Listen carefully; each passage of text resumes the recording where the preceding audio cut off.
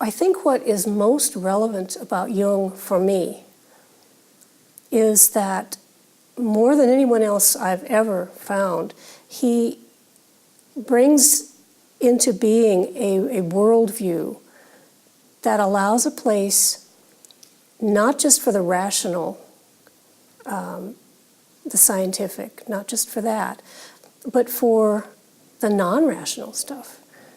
Dreams, visions, knowings, intuitions. And Jung provides us a way of incorporating that information. The contents of our unconscious. You know, there are a lot of different ways of looking at that, but I really like the way Jung approaches these things because there's so much, the images can speak for themselves. You know, you want to let them speak and listen. You know, you have to maintain your own sense of self. Your own ego has to be there and not get pushed aside. But beyond that, you listen to what these images of soul have to say and incorporate that information. And it's life-changing. And it was really life-changing for me to realize that what Jung does is give me a language to speak about things that I've experienced all my life but have never really known how to talk about.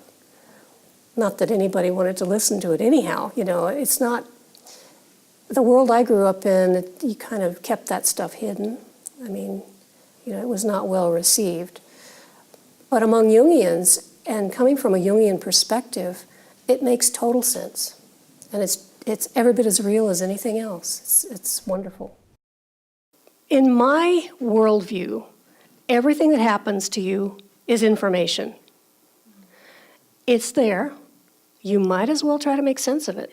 Why would you not? We're not allowed to by our current cultural framework. It's changing, thank goodness.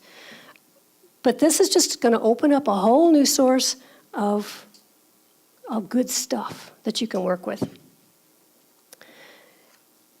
Inviting the imaginal into our lives really only means paying attention to what's already happening. Keeping an open mind, treat them as information, a source maybe of guidance, who knows?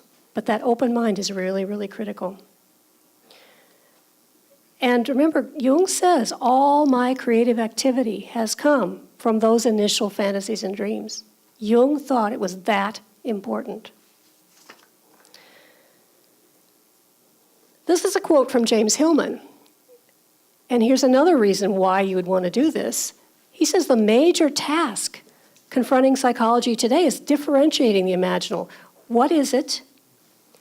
He says, I'll read you this. We persist in calling its activities pathology, thereby condemning the imagination to sickness and the persons of it into making their appearance mainly through pathological manifestations.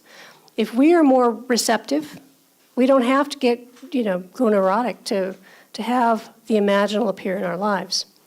We can allow it to appear as it appears, personified, and speak with it. So, pretty important. Okay, inviting the imaginal. How? So I remembered. Okay, techniques. I'll give you a few, and then we'll focus on one in a minute. First is active imagination, which I've mentioned several times. This is actually attempting to interact with dream figures or images that appear in your life with archetypal images. So active imagination is perceiving the imaginals as they come through. Say you have a dream, a bunch of bears playing cards. Okay, well, what do those bears want? Why do they show up? Ask them, you know. Are they talking about gambling in a bear market? I don't know. Just ask. I mean, and if that's a bit much, if actually talking to these images too much, and it is for a lot of people, this is kind of, for many people, it feels really woo-woo, you know. It's like, oh, I don't know. Just pay attention. Watch for patterns. Watch for synchronicities. If you experience something that's unusual or that catches your attention, just go, That's all you need to do as a first step is just go, that's interesting. Make the creative connections with those things that you notice. You dream of a bear. Then you read about a bear that got stuck, somewhere. And then your kid brings home a drawing he did in school of bears. Well, wow, that's really weird.